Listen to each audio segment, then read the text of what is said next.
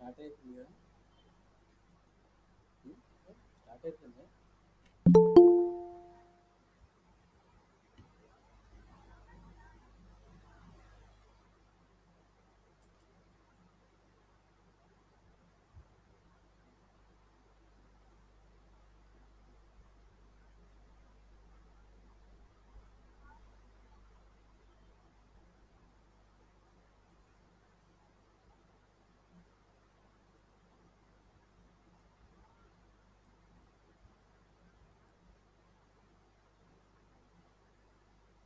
Okay, వినిపిస్తుందా?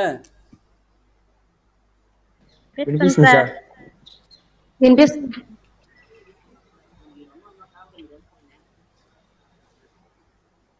ఏంటి మళ్ళీ చాలా మంది వెళ్ళిపోయారా ఏంటి?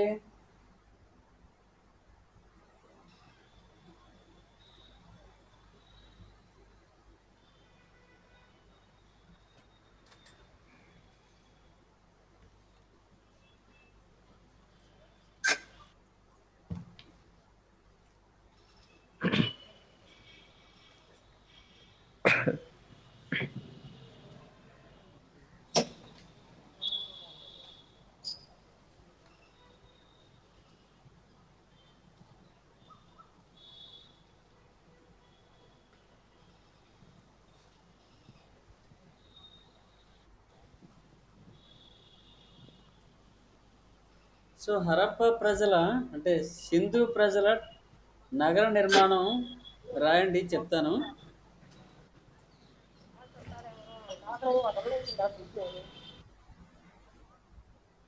సింధు ప్రజల నగర నిర్మాణం అడుగుతుంటాడు.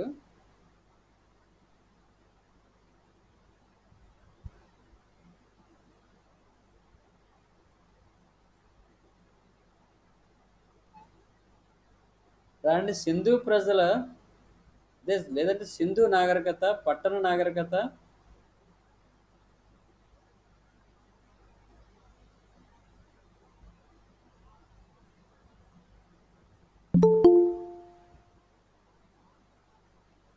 సింధు నాగరికత అనేది పట్టణ నాగరికత.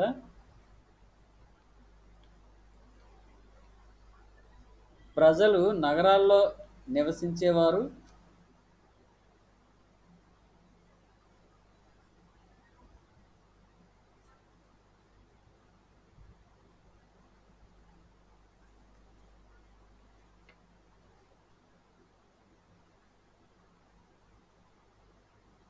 ప్రజలు నగరాల్లో నివసించేవారు. ముఖ్యమైన నగరాలు రాసుకోండి. ముఖ్యమైన నగరాలు: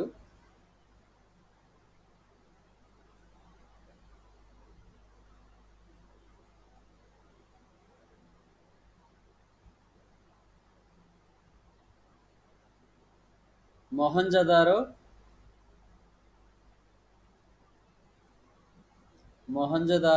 హరప్ప,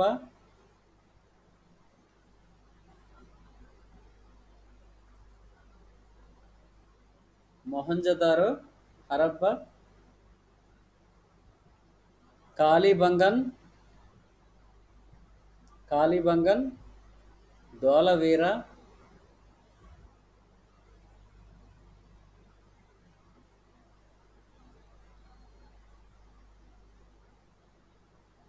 రూపారు,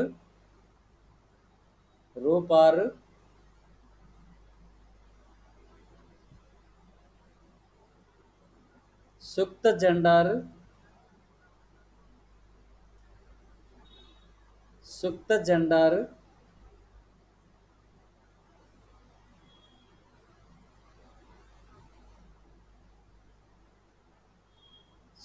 జెండారు, ఆలంగీర్పూర్,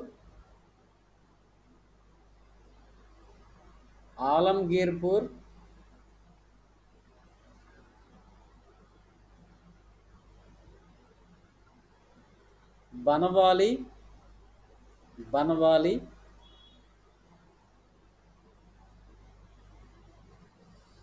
మొదలైన నగరాలు.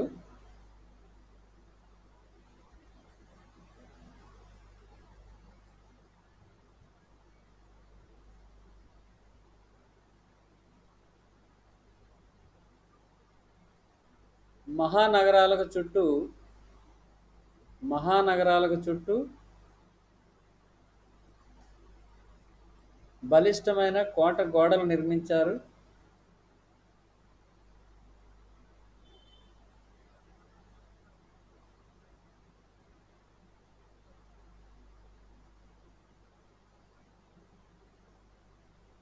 నగరాలు నగరాలు ఉత్తర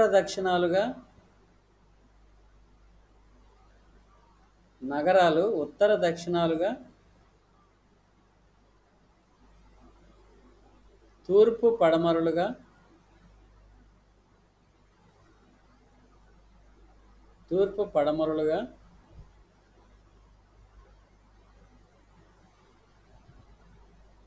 సమాంతరంగా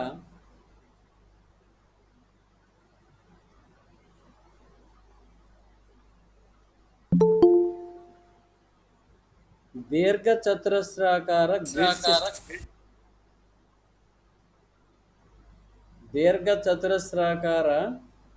గ్రిడ్ సిస్టాన్ని పోలి ఉండేది.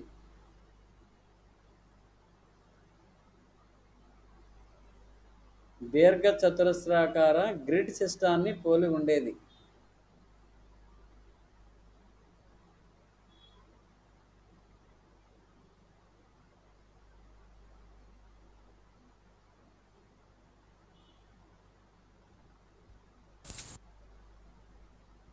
దీర్ఘచతురస్రాకార గ్రిడ్ సిస్టాన్ని పోలి ఉండేది.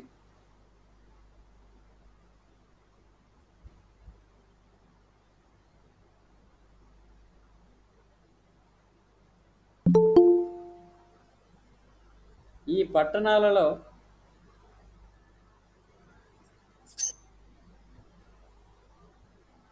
మురికి నీటి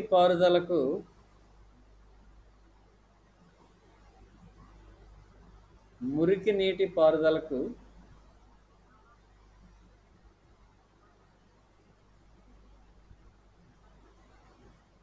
ప్రత్యేక శ్రద్ధ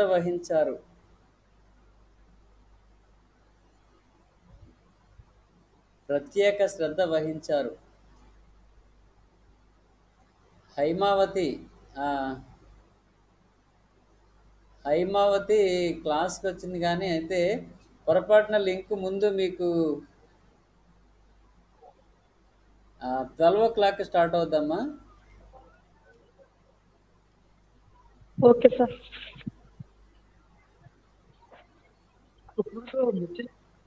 మురికి నీరు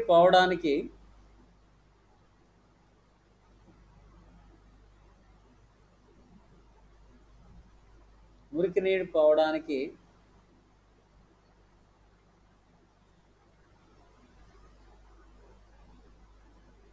ప్రత్యేక డ్రైనేజీ వ్యవస్థ నిర్మించబడింది.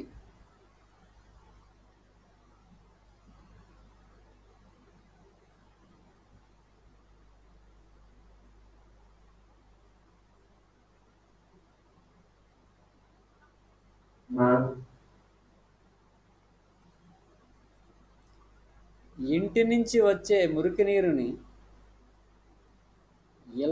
ఇళ్ళ నుంచి వచ్చే మురికి నీటిని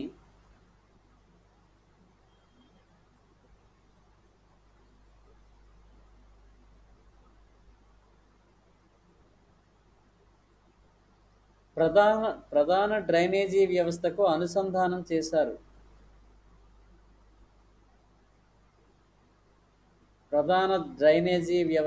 అనుసంధానం చేశారు.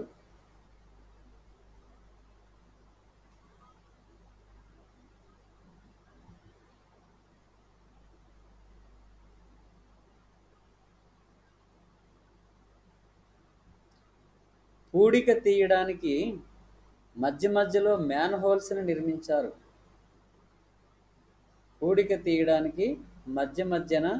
మ్యాన్ హోల్స్ ఏర్పాటు చేశారు.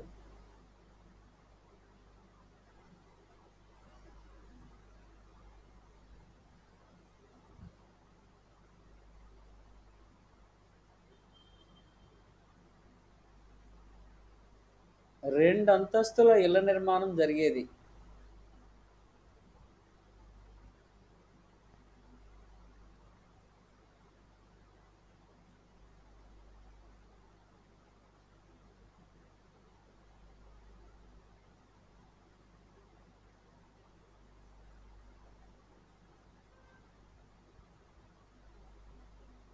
బాగా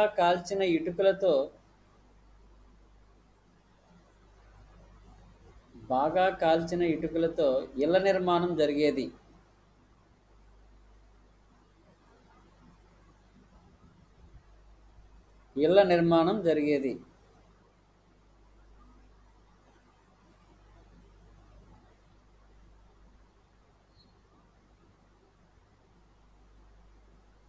ప్రతి ఇంట్లో స్నానపు గదులు ఉన్నాయి.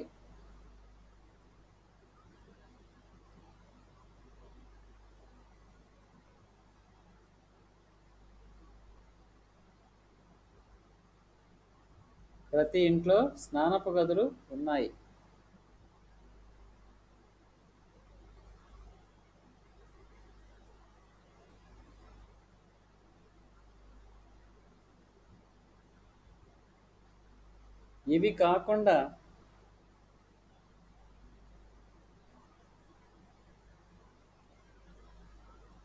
మొహంజోదారోలో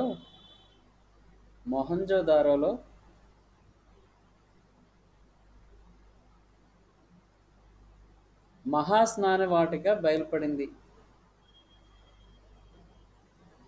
ఇవి కాక మొహంజోదారోలో మహాస్నానవాటిక బయల్పడింది.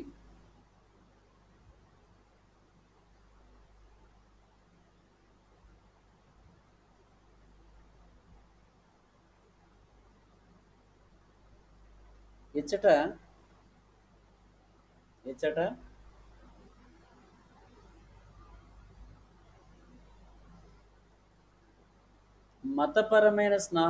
మతపరమైనటువంటి స్నానాలు నిర్వహించేవారు.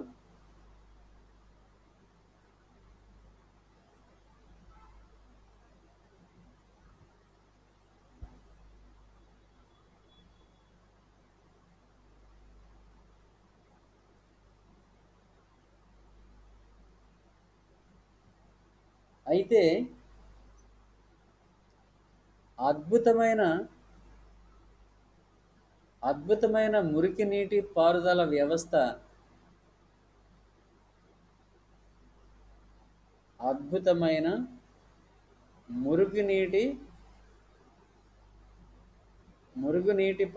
వ్యవస్థ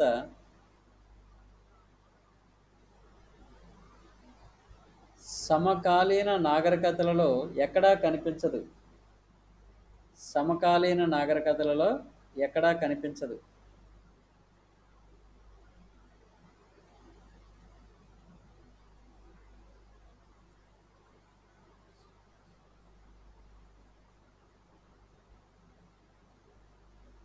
కాల్చిన ఇటుకలు వాడడం వీరి ప్రత్యేకత.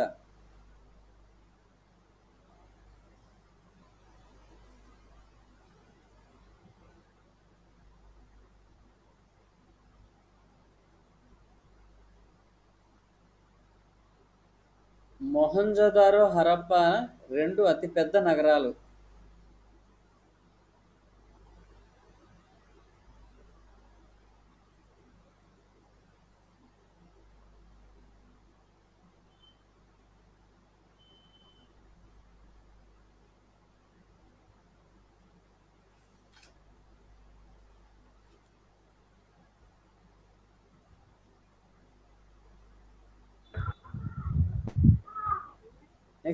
నెక్స్ట్ క్వశ్చన్ రాయండి. మలివేద కాల సామాజిక పరిస్థితులు. మలివేద కాలం నాటి సామాజిక పరిస్థితులు.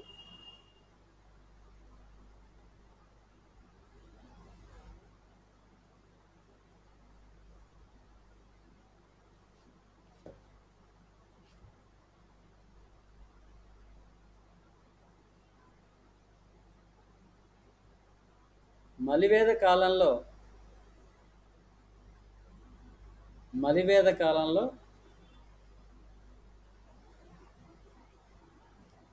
సాంఘిక విధానంలో అనేక మార్పులు వచ్చాయి.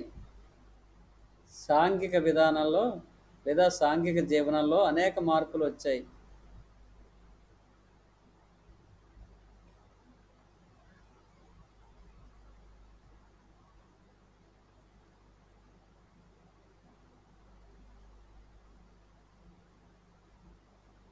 ప్రధానమైంది వర్ణ వ్యవస్థ రూపొందడం.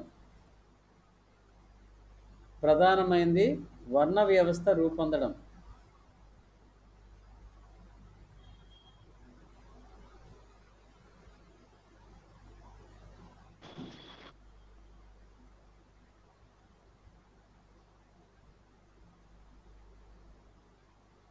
సమాజంలో సమాజంలో వృత్తుల ఆధారంగా వృత్తులంటే ఇదే చేనేత పని, లేకపోతే కుండలు తయారు చేయడం అని, వ్యవసాయం చేయడం, ఇవన్నీ వృత్తులు కదా. ఏం రాశారు? సమాజంలో ఆధారంగా వృత్తుల రాశారు. ఆధారంగా సమాజంలో వృత్తుల ఆధారంగా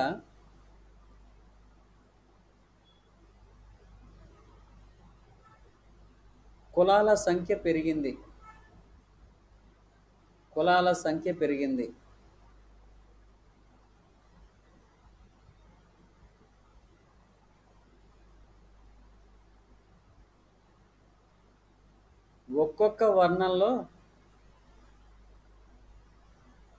ఒక్కొక్క వర్ణంలో అనేక కులాలు ఆవిర్భవించాయి.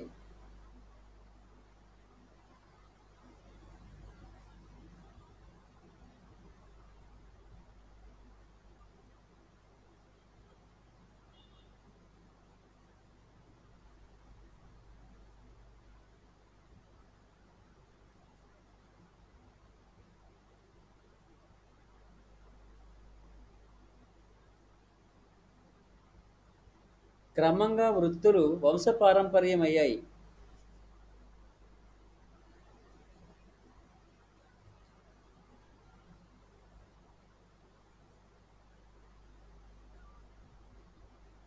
చివరకు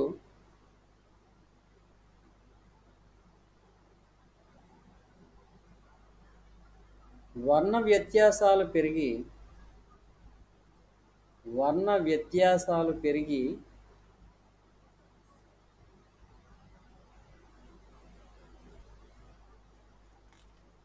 కుల వైషమ్యాలు ఎక్కువయ్యాయి.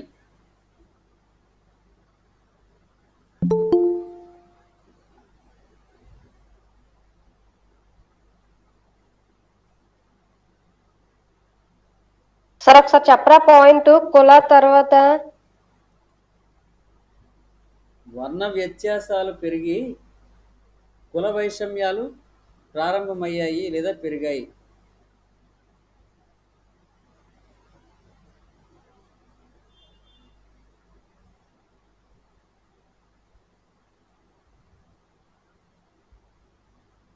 సమాజంలో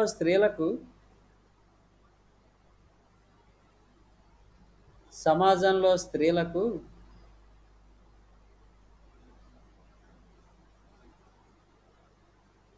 పూర్వం ఉన్న గౌరవ ప్రతిపత్తులు లేదా పూర్వం ఉన్న గౌరవం, స్వతంత్రం, పూర్వం ఉన్న గౌరవం, స్వాతంత్రం క్షీణించాయి.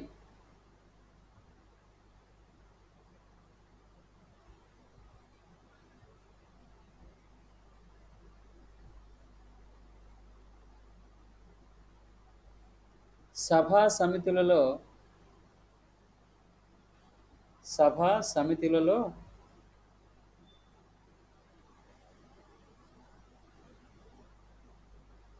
స్త్రీల ప్రవేశం నిషేధించబడింది.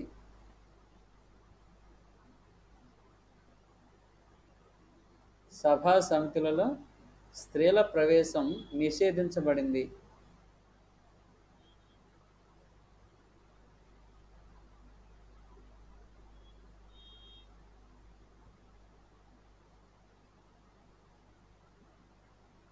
బహుభార్యత్వం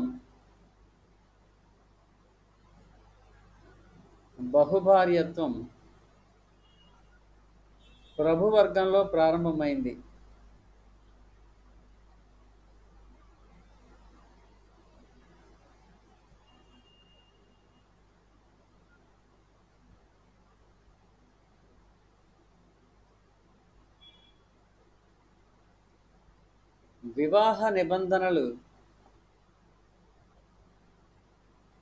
వివాహ నిబంధనలు కఠినతరమయ్యాయి.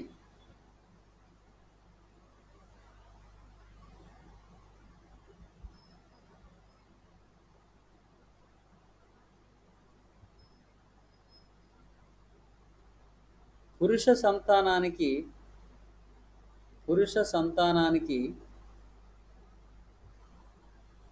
ప్రాముఖ్యత పెరిగింది.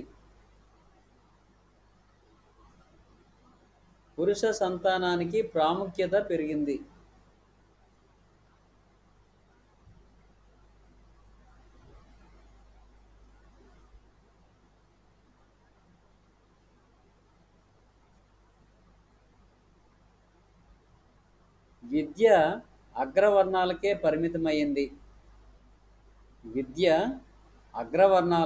పరిమితమైంది.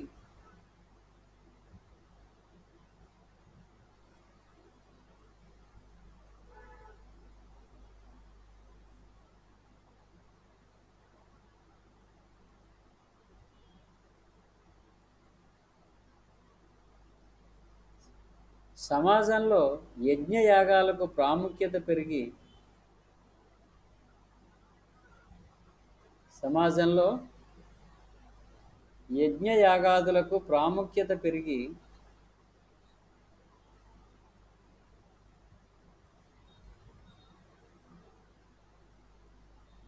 యజ్ఞయాగాలకు ప్రాముఖ్యత పెరిగి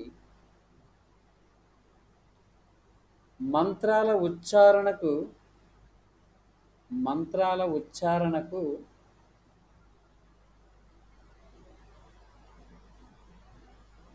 బలం పెరిగింది.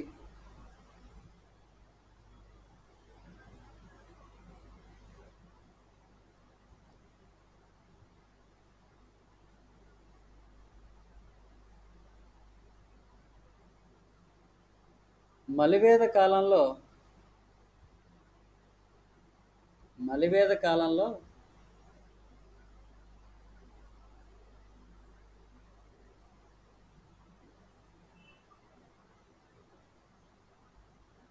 ఆర్యుల విస్తరణ తూర్పు దిశగా సాగింది.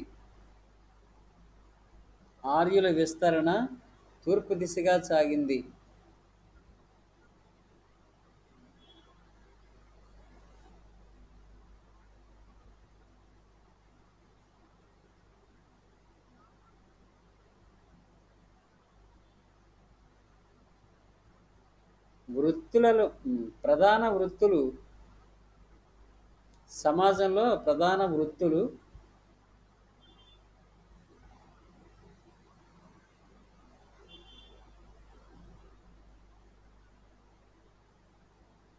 చేనేత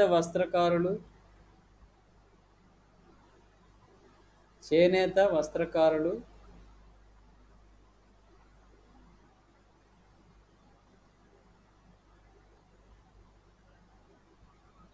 కుండలు తయారు చేసేవాళ్ళు,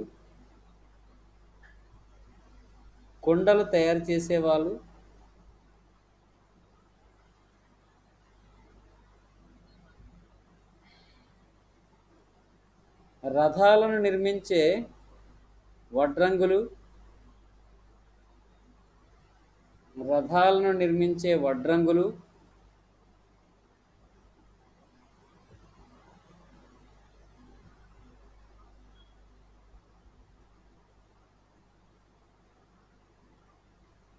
చెప్పులు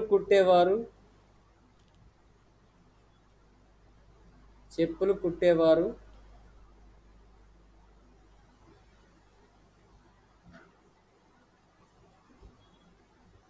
మొదలైన వృత్తుల వారు నివసించేవారు.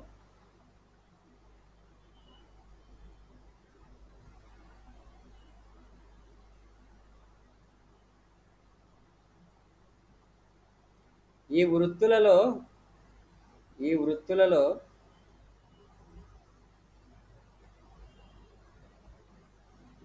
రథాలు నిర్మించే వారికి అధిక గౌరవం ఉండేది. రథాలు నిర్మించే వారికి అధిక గౌరవం ఉండేది.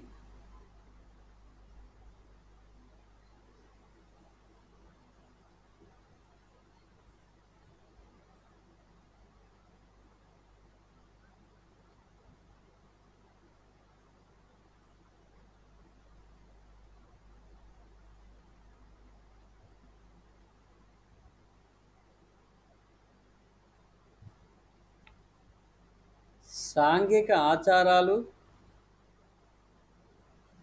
సాంఘిక ఆచారాలు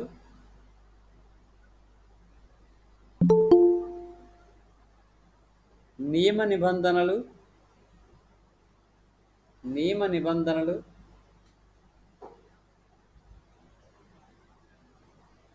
మరింత కఠినతరమయ్యాయి.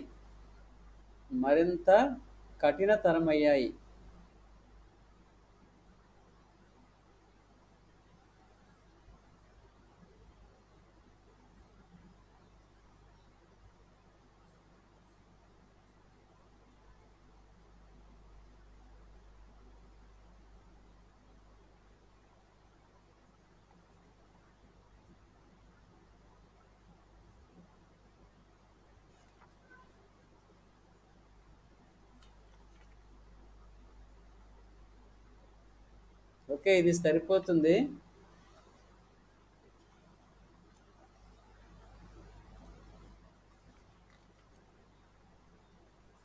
అశోకుడి ధర్మ విధానం షార్ట్ నోట్ రాస్తారా?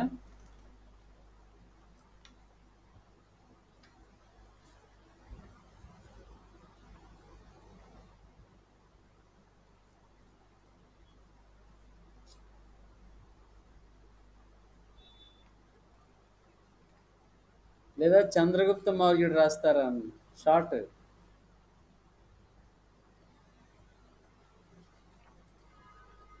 అశోకుడు ధర్మ విధానం చెప్పండి సార్. ఓకే, రాయండి.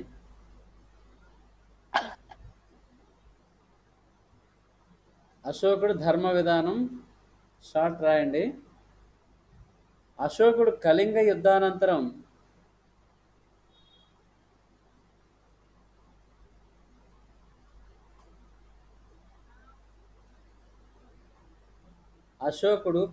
యుద్ధానంతరం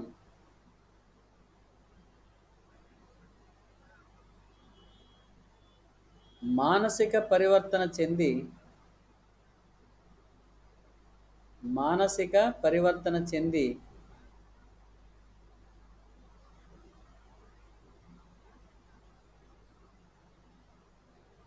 తన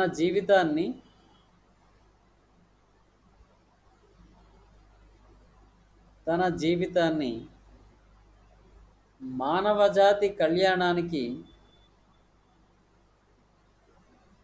మానవజాతి కళ్యాణానికి అంకితమిచ్చాడు.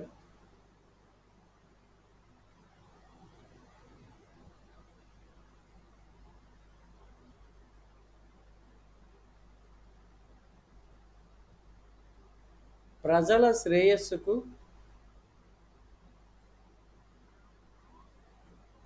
శ్రేయస్సుకు తీవ్రంగా కృషి చేశాడు.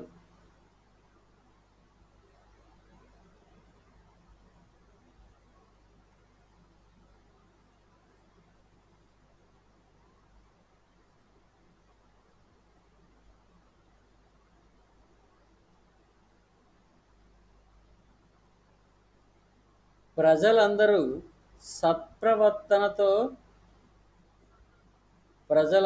సత్ప్రవర్తనతో జీవించడమే అతని ధ్యేయం.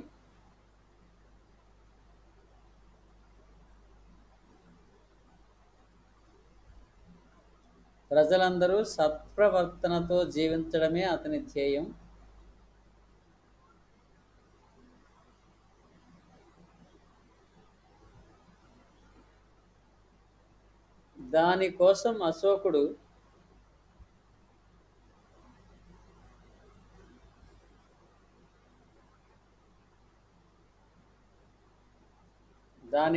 అశోకుడు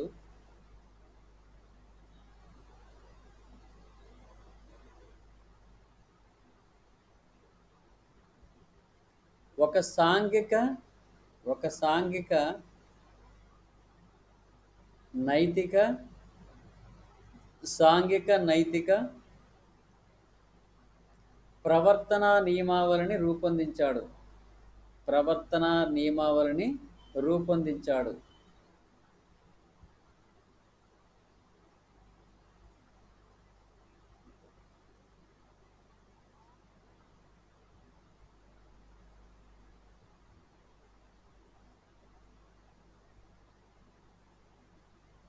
అదే అశోకుని ధర్మ విధానం.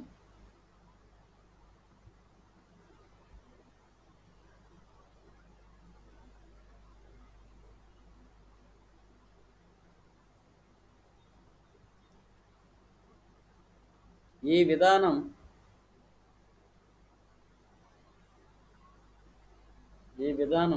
ఏ ఒక్క మతానికి చెందినది కాదు.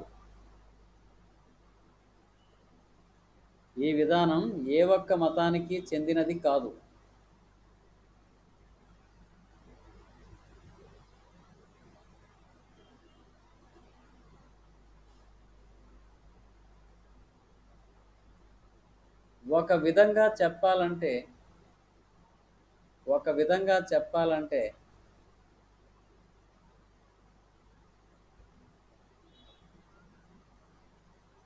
అన్ని మతాల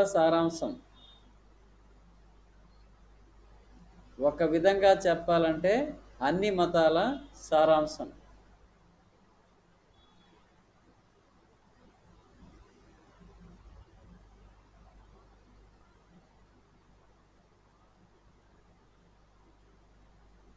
అశోకుని ధర్మ విధానంలో ముఖ్య అంశాలు సైడ్ హెడ్డింగ్ లాగా అశోకుని ధర్మ విధానంలో ముఖ్య అంశాలు: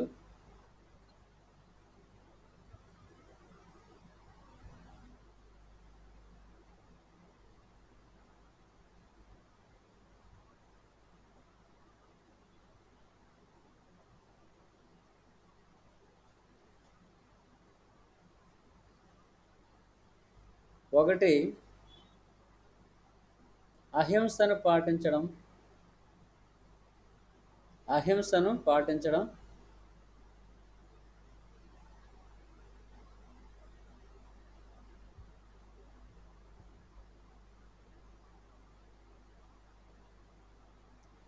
రెండు, పరమత సహనాన్ని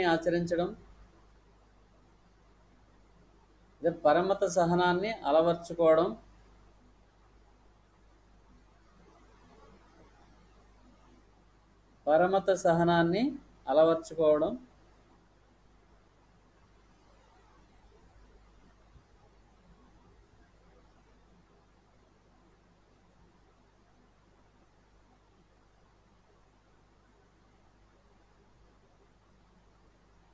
భూతదయ కలిగి ఉండడం.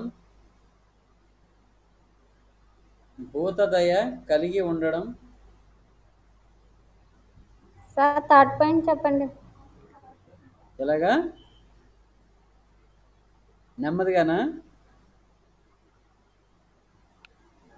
కాదు సార్, ఇప్పుడు చెప్పండి.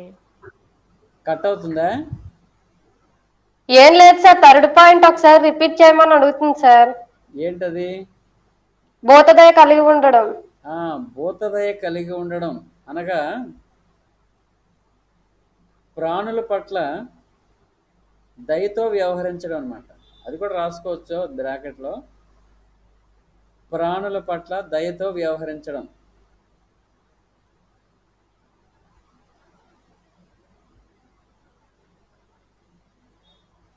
మరియు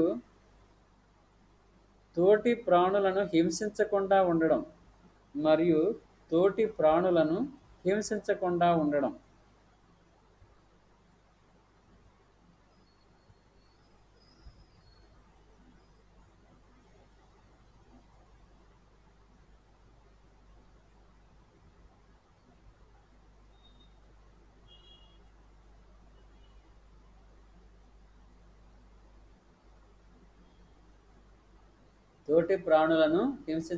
ఉండడం. తర్వాత గురువుల పట్ల గురువులను తల్లిదండ్రులను గౌరవించాలి. గురువులను తల్లిదండ్రులను గౌరవించాలి.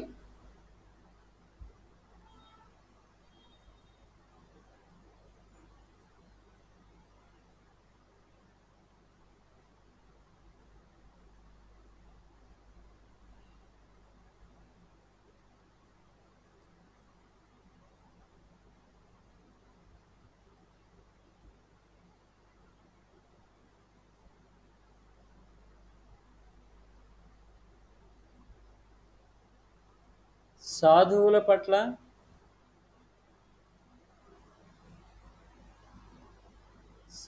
పట్ల దయతో మెలగాలి.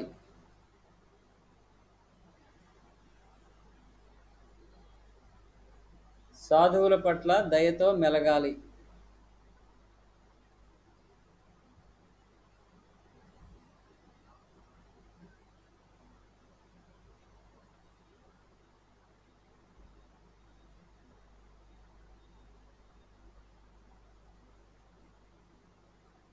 నెక్స్ట్, ఆత్మ నిగ్రహం కలిగి ఉండాలి.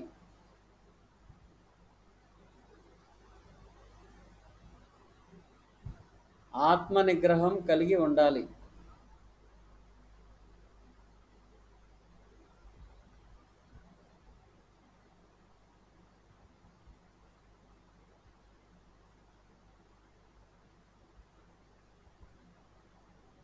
నెక్స్ట్, పొదుపును పాటించాలి. పొదుపును పాటించాలి.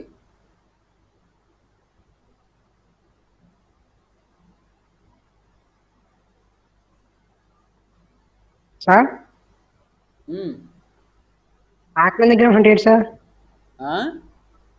ఆత్మ నిగ్రహం ఆత్మ నిగ్రహం అంటే నిగ్రహ శక్తి కంట్రోల్ ఉండాలి నీ మీద. నీకు ప్రతిదానికి టెంప్ట్ అయిపోకూడదు.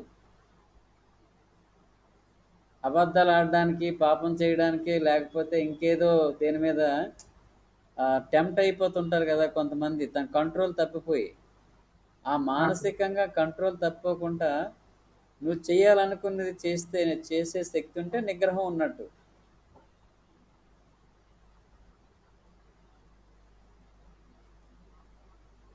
ఓకే. పై నియమాలను ఆచరించిన ఎడల, పై నియమాలను ఆచరించడం వలన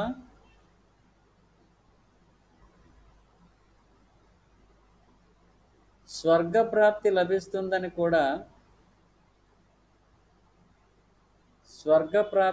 లభిస్తుందని కూడా వివరించడం జరిగింది.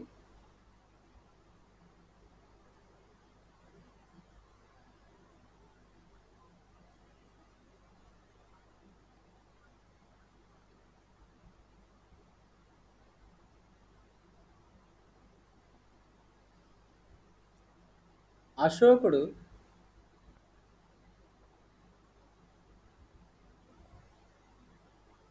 ఈ ధర్మ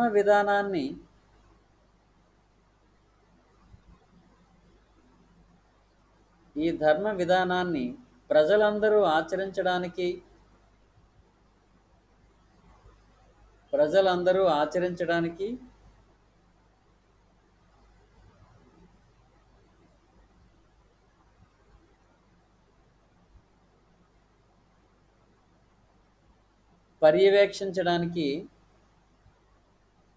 పర్యవేక్షించడానికి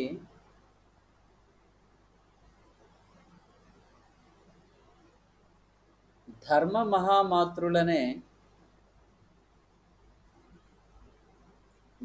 మహామాత్రులనే ఉద్యోగులను నియమించాడు. ధర్మ మహామాత్రులనే ఉద్యోగులను నియమించాడు.